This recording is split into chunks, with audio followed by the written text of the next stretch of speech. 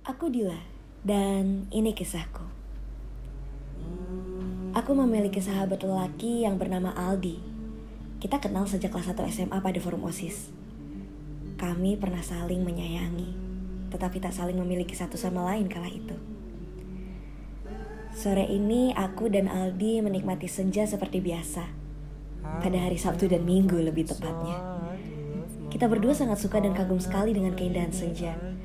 Namun senja tak mendefinisikan cintaku dengan Aldi yang tak akan ada habisnya dan terus tumbuh begitu saja. Sedangkan keindahan senja hanya sementara, yang lama-kelamaan akan meredup dan menjadi gelap. Lalu senja pergi, seakan-akan pamit kepada langit malam. Kala itu kita membicarakan banyak hal tentang keluh kesah kita saat menjalani perkuliahan. Disitulah kami saling peduli dan timbul rasa lain yang tersirat. Hari telah malam dan kami telah selesai berbincang di kala senja. Kemudian kami memutuskan untuk pulang dan melanjutkan aktivitas yang lainnya. Setelah sampai di rumah, aku terus membayangkan Aldi yang terkena pancaran sinar senja. Wajahnya penuh karisma dan aku selalu merasa tenang dan senang ketika bersamanya. Tiba-tiba ponselku berbunyi dan ternyata itu adalah notifikasi dari Aldi. Aku tersenyum kecil karena bahagia melihat notifikasi itu.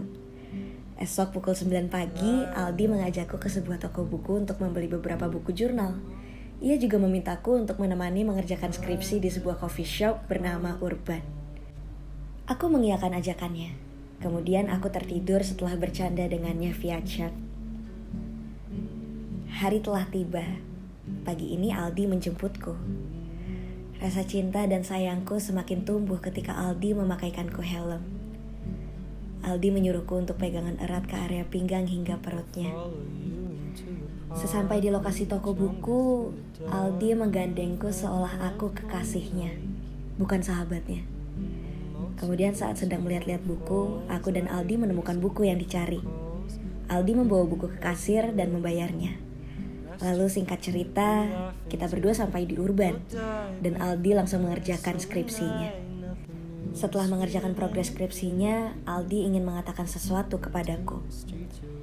Ia berkata sangat bahagia dan merasa bangga ketika bersamaku, ketika ia menatap wajahku, dan ketika ia melihat senyumku. Kemudian ia mengutarakan seluruh perasaan dari dalam hatinya. Kurasa Aldi ingin aku menjadi teman hidup di segala kondisinya.